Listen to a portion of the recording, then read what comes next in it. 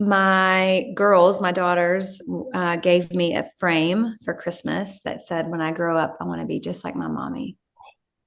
Oh, And most moms would be like, "Oh, it's so sweet," and I did. And then I ran into the other room and sobbed and thought, "I have to show you a better way." the time is now. Welcome to the Time is Now podcast. Thank you, my friends, for being here. Thank God we could be together. This is the Time is Now podcast with me, Dr. Slava Shut.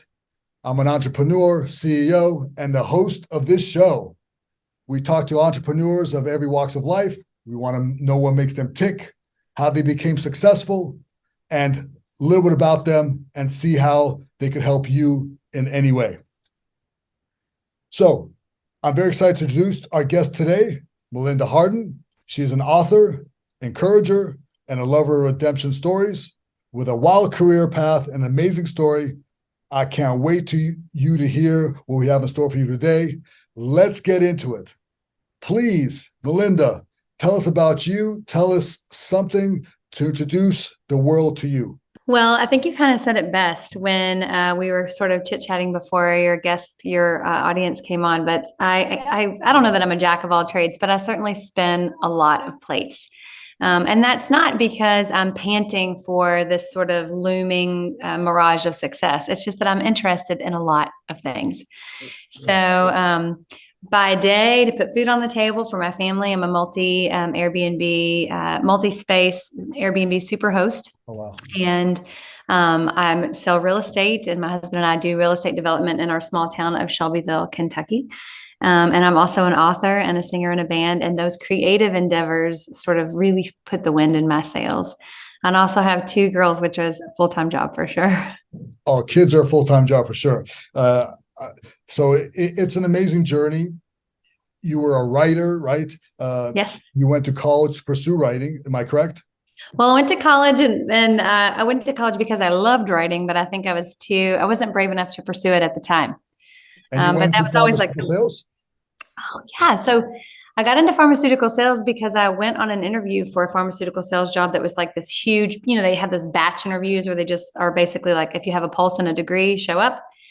And I think I went with this idea that you have to interview a certain number of times before you get a job. So I went in with no nerves, thinking this is great practice.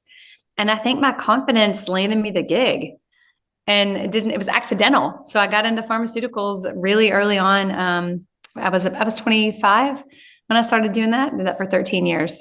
It's interesting that you said that because, when people go into any endeavor like all stiff, can you imagine Yeah. being an actor for a funny role and they're trying to cast you and you're sitting there like a robot, all like you're not getting that part. So when Yeah. you're sitting there with some suits, as we call them, and Yeah. you're trying to get this professional gig, pharmaceutical rep is no joke. I know Right. pharmaceutical reps, they're making some good money. They're doing Yeah, some it good was. stuff. They're in there. They are salesmen of salesmen. So you have to be a little loose. You have to be like, the confidence was peaking and you were loose. And that's probably the secret, if the audience is listening, to success when you go into an interview. Not all of you entrepreneurs, we understand that. But even if you're an entrepreneur, when you go into a meeting with another person and you go and you're introducing yourself, you should probably loosen up a bit. Yeah, sure. Nobody wants a robot unless it's a surgeon. Your surgeon should be a robot. But Right. other than that, you should not be a robot. You That's try to make great. some money, trying to make some sales. Don't be a robot.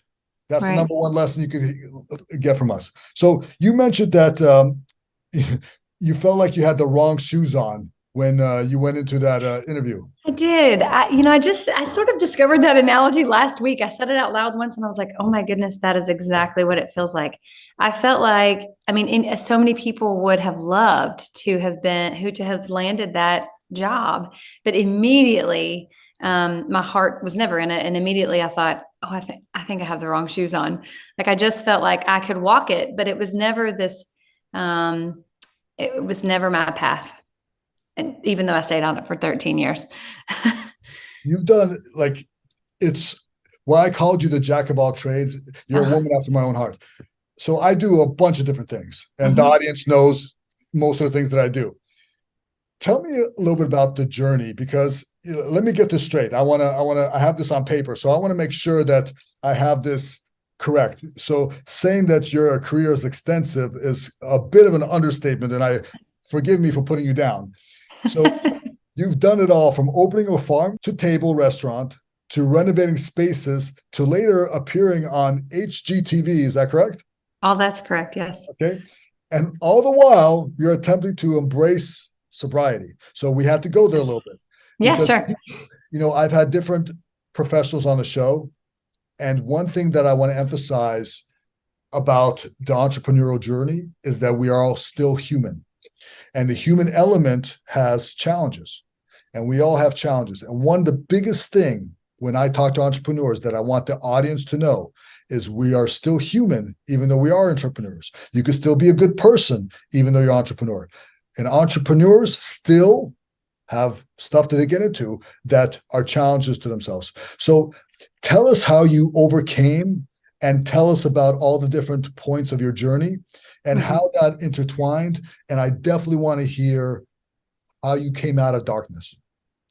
Okay.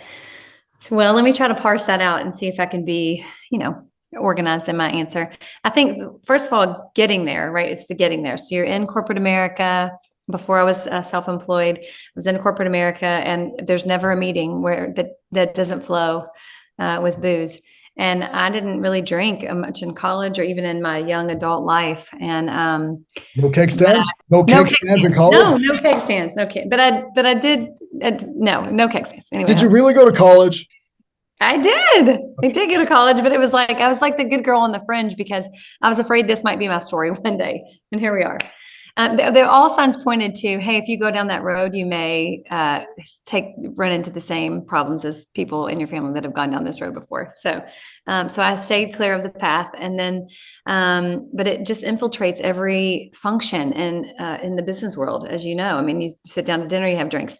So I think it was a slow descent, almost even invisible to me. Like I mean, there were check-ins where I would go, there's a lot of wine bottles in that recycling bin, and I'm the only one drinking them.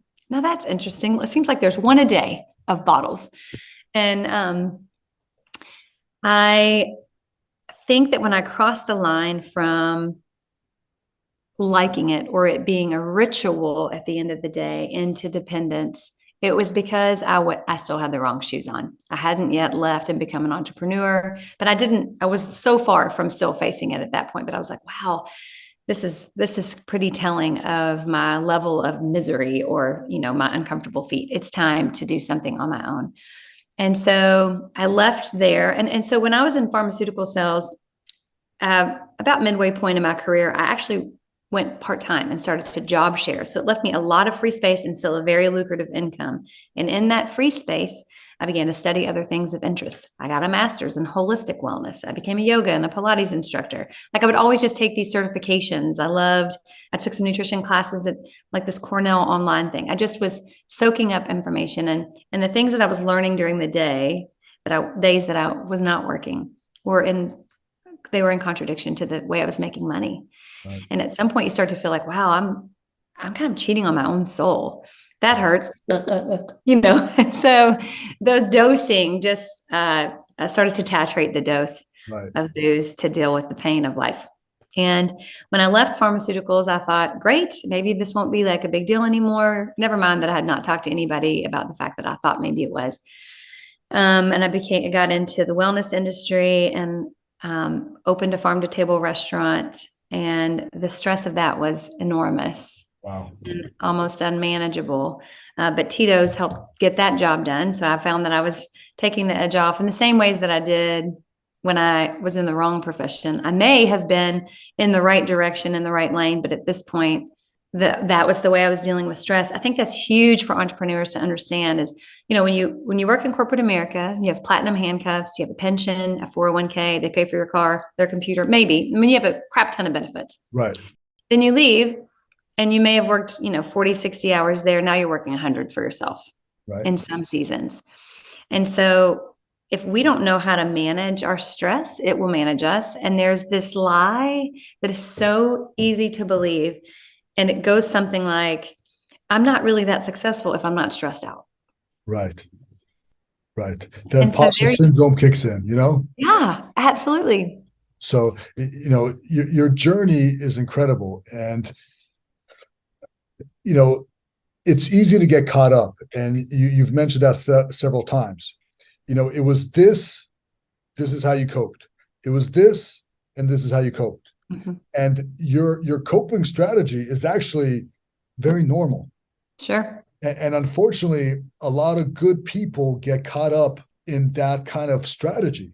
So, people need to know that, listen, you may be going through stuff. And what you said was incredible.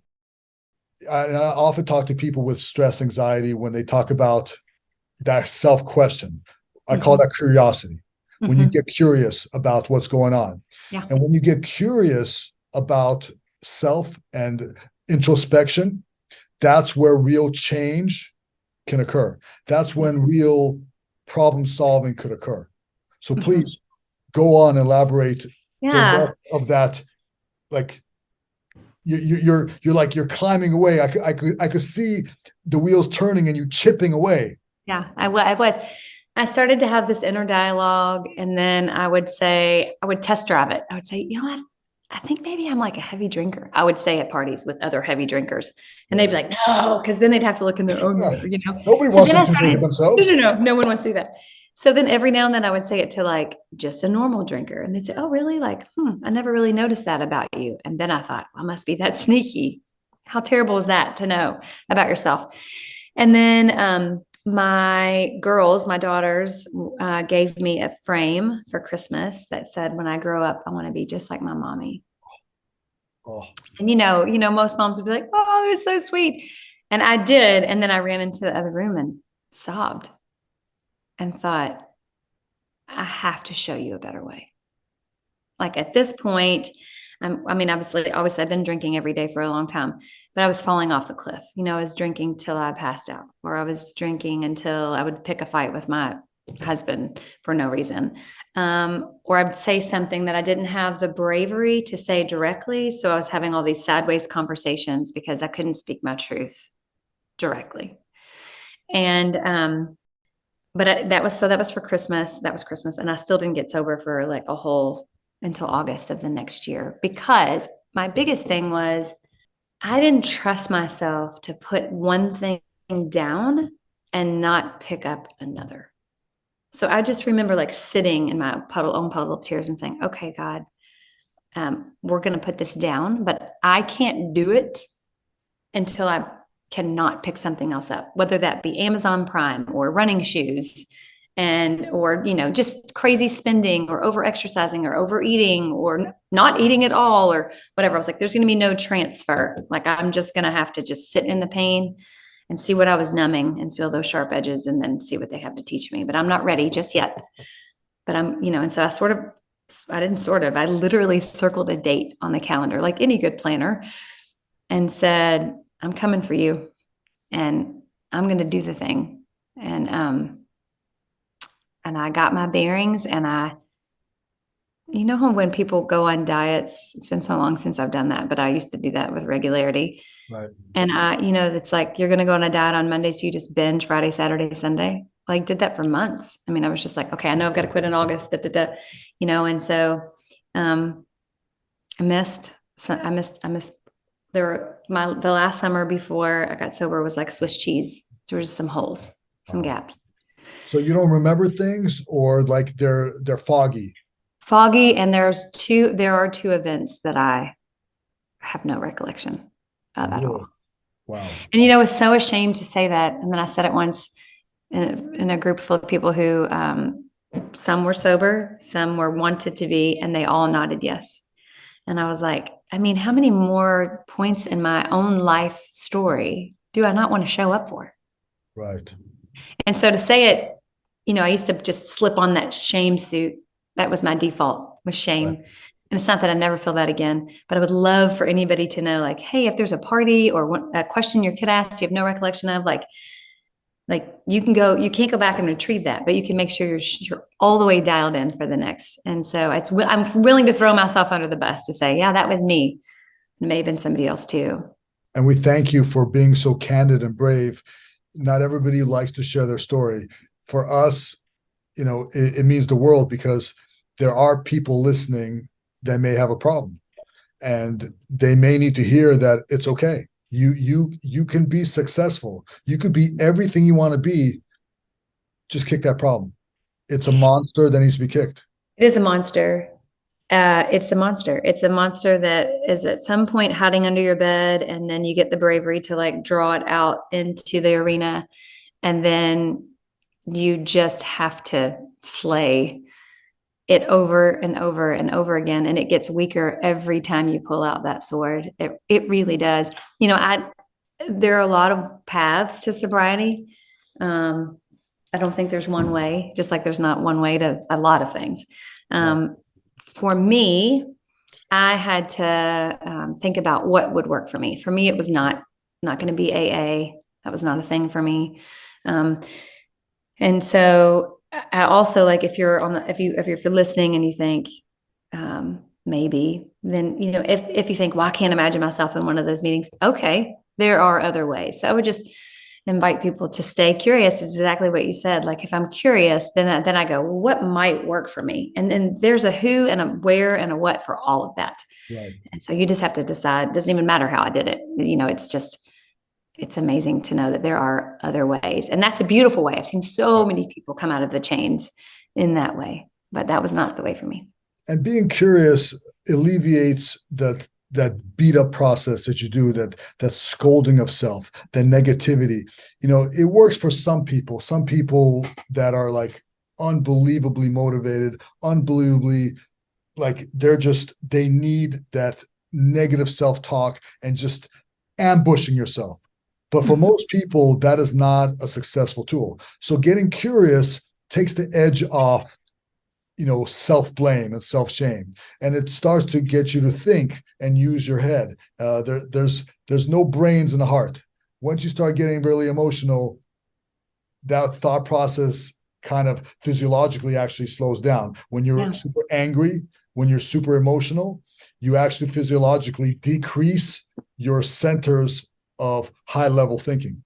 That's why you get angry, you're not thinking, and so far. So by being curious, you basically open up the physiological processes for higher level thinking. And when you do higher level thinking, it's not all emotional.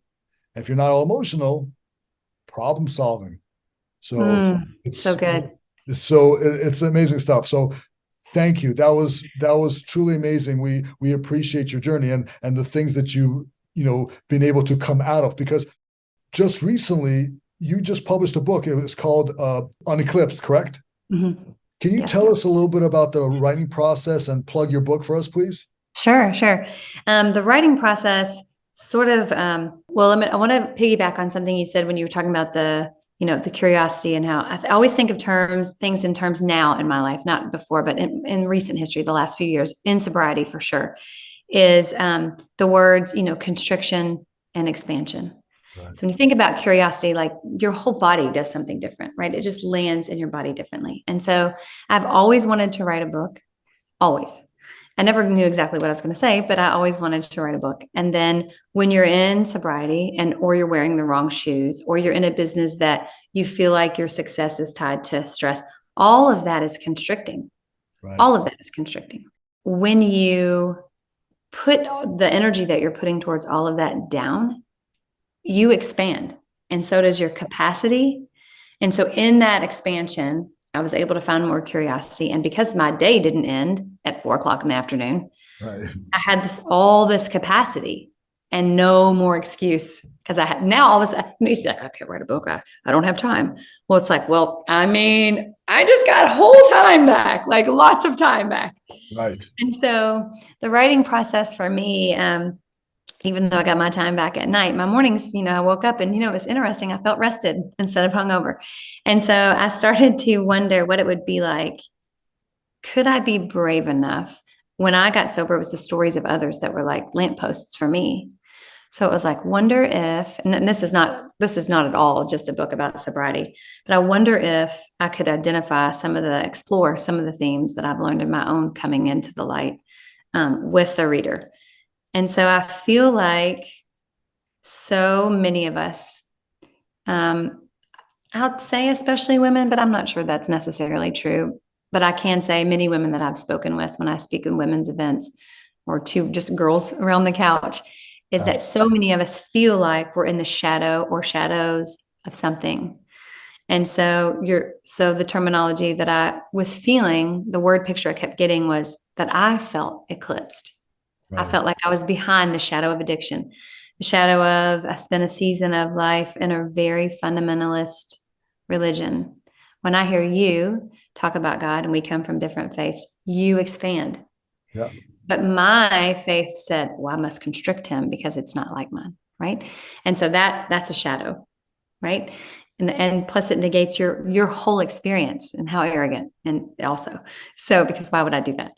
But that was my training, right?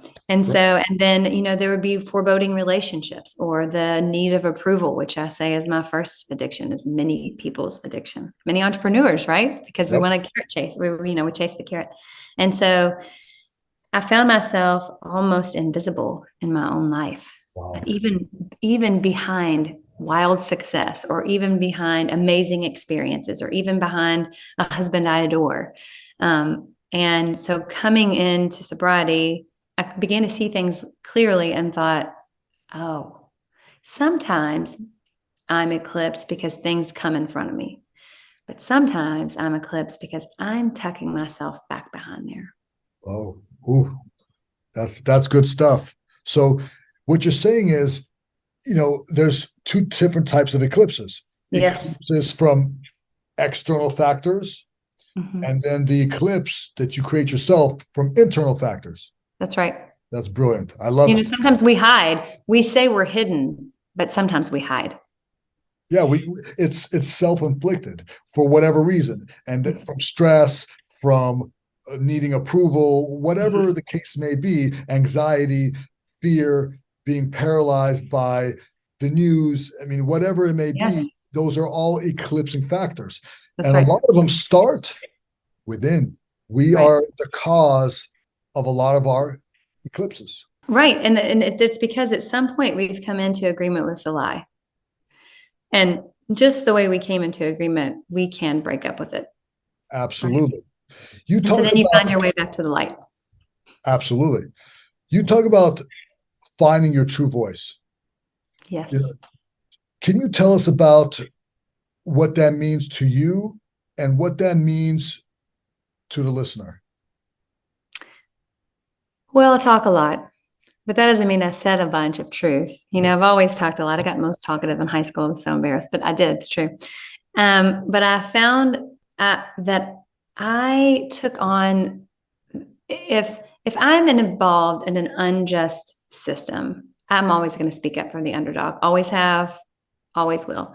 But if I'm the underdog, or I feel like I'm being slighted, but you stand to like me if I just keep quiet or say the right thing to win your approval, then that's not my true voice. I'm just barking what you want to hear.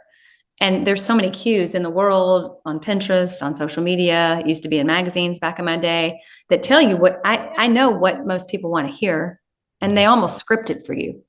So you don't really have to think, you just regurgitate. And even in my religion, which I had beautiful moments of my upbringing in my faith, precious, life forming, life giving. But then other things where it was like, oh, I get it. This is scripted. So I just need to say this and this and this. Right. And so then when all of those sort of templates are shattered, because maybe your BS alarm goes off and says, oh, wait, there's got to be, I'm not sure that this is really what I think.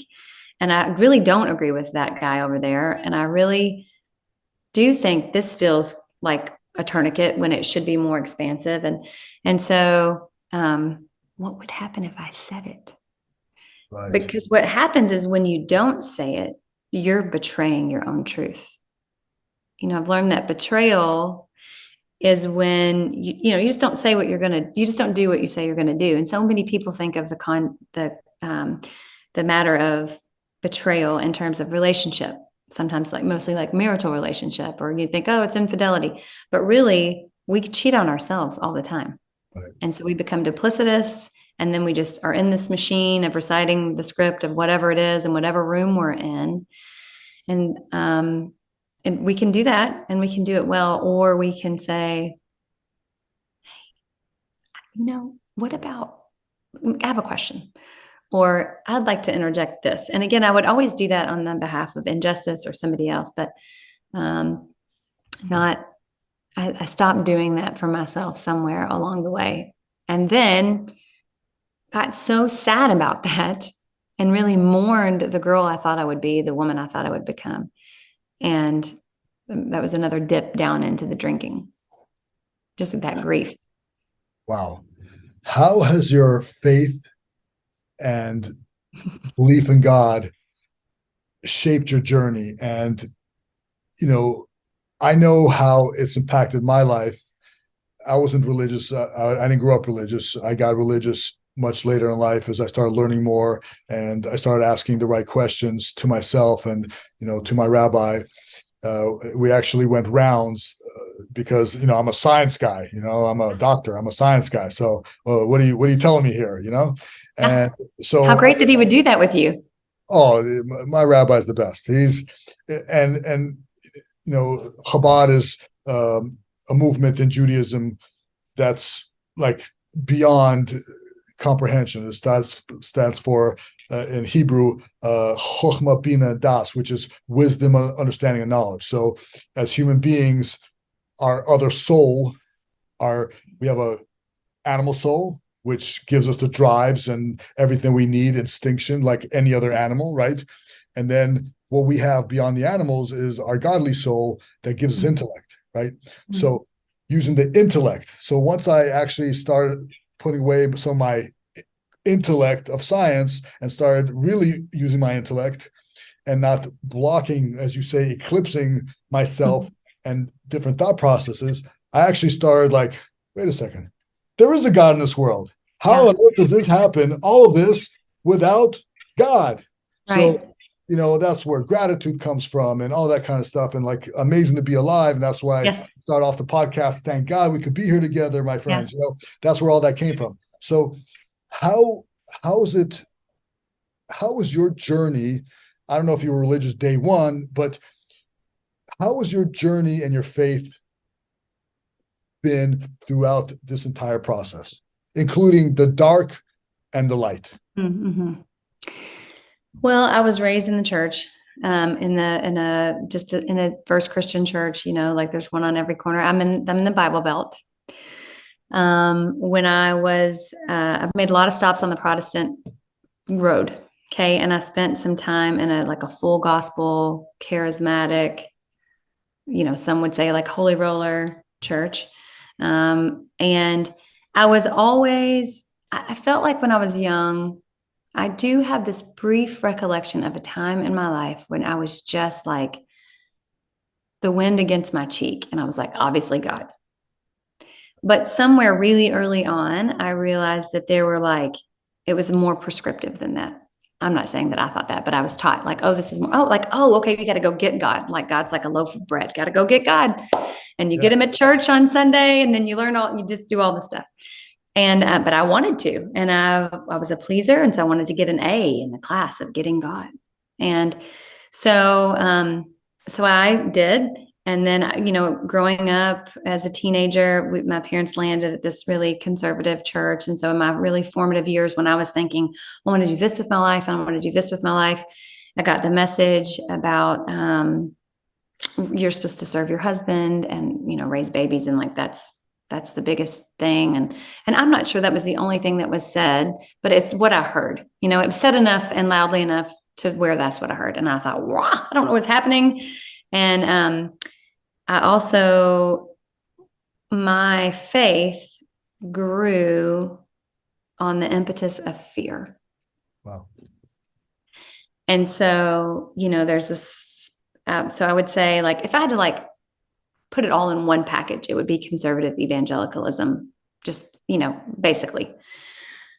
And that fit me just fine. And I did well in it, and loved it, and had some very sincere, real encounters and expressions and relationships, and met lovely people. But then when I went to college and would meet, let's say, a gay friend or a Muslim friend or a Jewish friend or somebody who didn't know what they thought, or a Catholic even, I was like, oh, I don't know I have no category for this, but I think it's the wrong one. I just didn't know. And I was so and I was afraid, and I thought, well, shouldn't they be afraid? Because don't they know? So I was pretty fiery evangelical. And then from there, but somewhere in the midway point of all of that, I had an experience that was at an abbey. I went to an abbey with this woman who took a bunch of kids, and all that said to me was, in a really sweet way, oh, this posture feels a little bit different than my posture, but it's still toward God. Now that's curious. Mm-hmm. And put a pin in that, then went straight boom, deep dive into the charismatic movement. And then went to college, started encountering other people. My husband went to the most conservative Christian college in the United States. And then we got married, and then we started to travel. Well, that'll mess you up. I could just really end there. But you come to LA or New York, then or Dubai or Bangalore, you're like, whoa, it's almost like you get whiplash. Yeah. And so I just remember having encounter, and one day thinking, God, maybe you're there too. I don't understand, but I can't just broad sweep all of these people aside because they don't think like me or look like me or worship like me. And that's what do I do? What do I do now? I don't even know. But God never came. I was never like, so no, God, because that's what they said. And so it's like baby out with the bathwater ever. It was just like, could you be this beautiful? Could you be this big? And I'll stand in front of the Grand Canyon and just weep, because I'm like, it matters less to me whether or not this was 6 days or 13.8 billion years. It's like, you did it. And I'm in awe. And I've never really not been in awe of the mystery of God, but I was afraid of awe because I thought certainty was so imperative. And the minute that I got to sort of breathe into the questions and let my shoulders relax a little bit and expand into that curiosity, that shifted a lot for me. But I don't really feel like, and I was very afraid. I was very afraid that if I didn't say it was exactly like this, and it sounds like this, and it goes in this box, and only these people go in the box, and if you're not in the box, you don't want to know where you're going. Once I started to let go, I don't know about all that. It was very frightening. It's even like I have inner dialogue happening in my head right now, right, from all that fear going, what if you're wrong? What if I'm not that big? What if I don't love all of them? You know what I mean? Yeah. And so it's a lot to fluff off. But I don't know. I met with my spiritual director today and just said, I just feel like I used to just look for all the algorithm, like how to get God. You do this, and then you do this, and you do this, and then ding, you get God. And it's about abiding. Right. And I guess the last thing I would say is, growing up, if I had to give it an analogy, growing up in religion was like a paint by number. Like you do this, and then you just get this pretty picture. And then you grow up, those wine nights where they say, here, do this swipe, and then do this swipe, and then take a sip, and then do this swipe, and you end up with like a cow in a pasture. And you're like, oh, look, this is amazing. But it's prettier than paint by number. And then all of a sudden somebody just lets you loose with paints and canvases, and you realize you see all this brilliant color all over the canvas. And I think I used to see God as a paint by number, and now I see God as brilliant strokes all over the canvas, and the canvas is way bigger than I ever imagined it would be. It's amazing. Your expression is your way. My expression is my way. The beautiful thing that God did for humankind, besides give us intellect, is the ability to have the free choice to connect with God however we want to connect with God. Our sages say, where do you find God? Wherever you let him in. So Mm-hmm. everybody has their own way of connection, and that's the beautiful point of free choice. And I feel for people who don't have a belief. I think Winston Churchill once said, if you don't stand for something, you'll fall for anything. Yeah. So I'm not saying for everybody you have to believe. There's no have to. We don't have a hammer. We're not beating you up. But you have to understand that you connect the way you want to connect, but connect. And Connect. Oh, however, goodness. however you Connect, want to connect, connect, connect, connect. connect. And that's all. We're going to keep it light. Connect how you want to connect, especially this day and world, especially in America. We want options and choices. And God is the first one to say, I've created diversity, and you connect how you want to connect. Mm-hmm. And speaking of connection, we really want to know about the pretty goods. Oh, yes, I love it so much. That's so So, fun. tell us about the pretty goods. And if I have the background story of this, so whoever doesn't know who on earth are the pretty goods, well, you should know. So tell us where we could find those pretty goods, and tell us all about it. Yeah.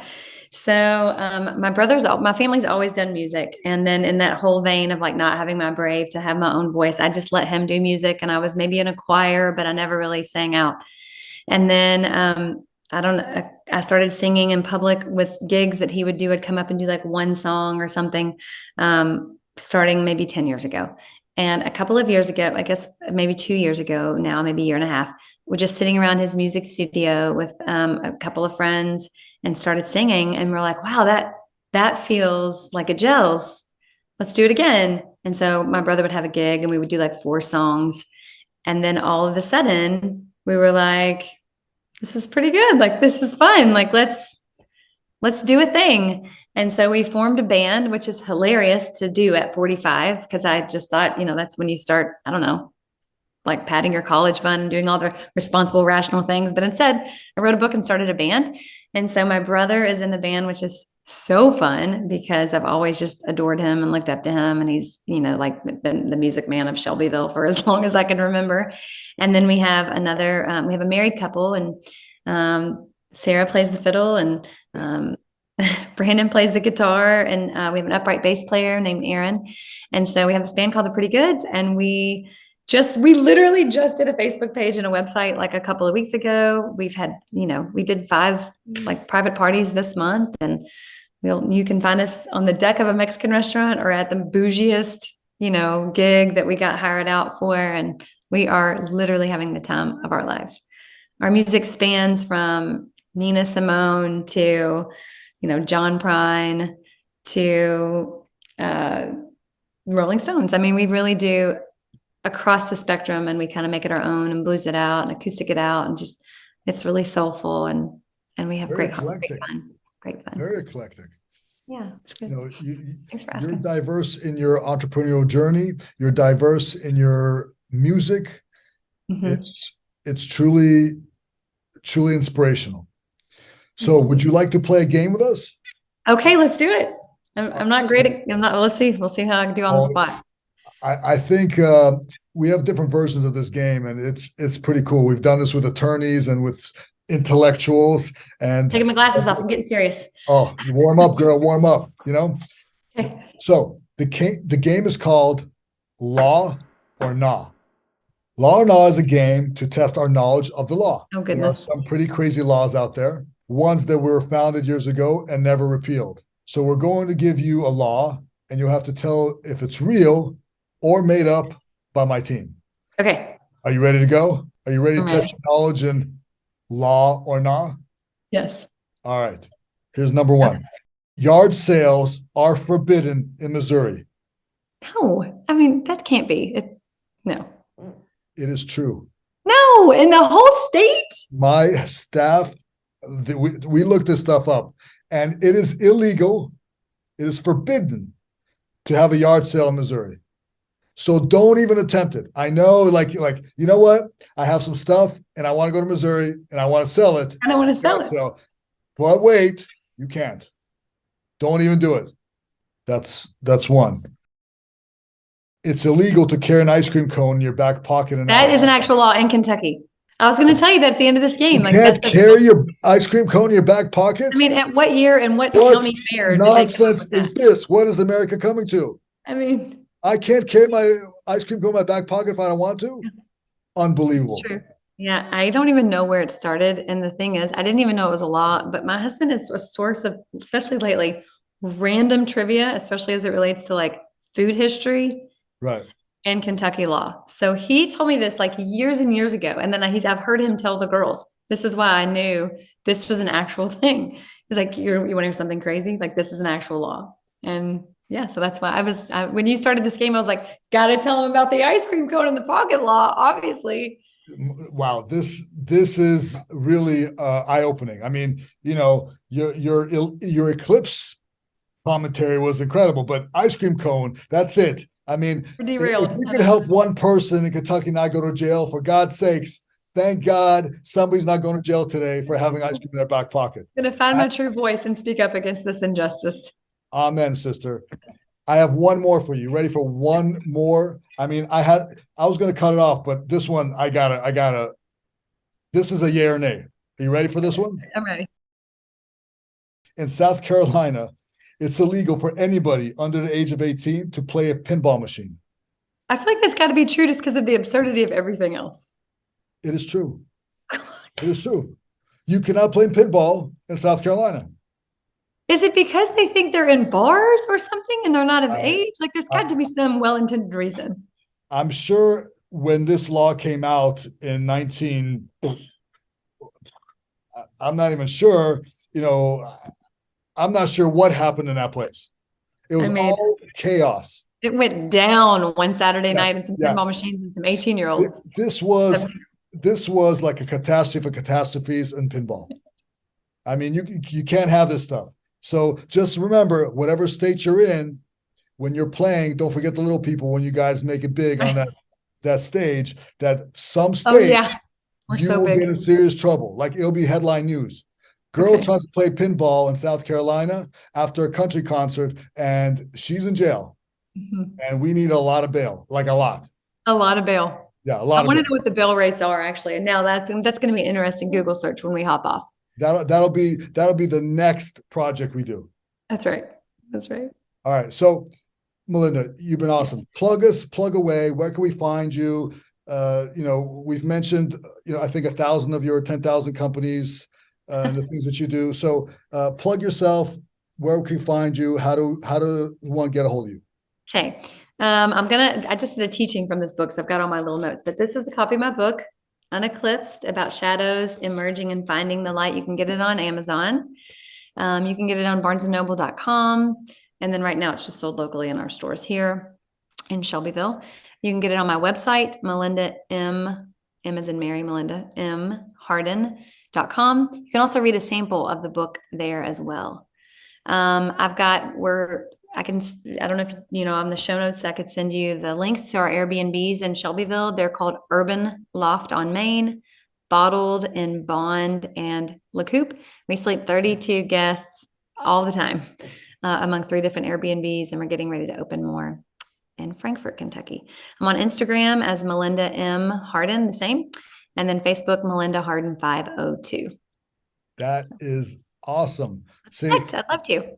Look, you plugged away. You said, I don't know if I could do this. I don't know if I could. Plug away, girl. People need to find you. People need to get a hold of you. People need to find you. That was awesome. I thank you for being with us today. I know you're a busy person, and we thank you very much for joining us today.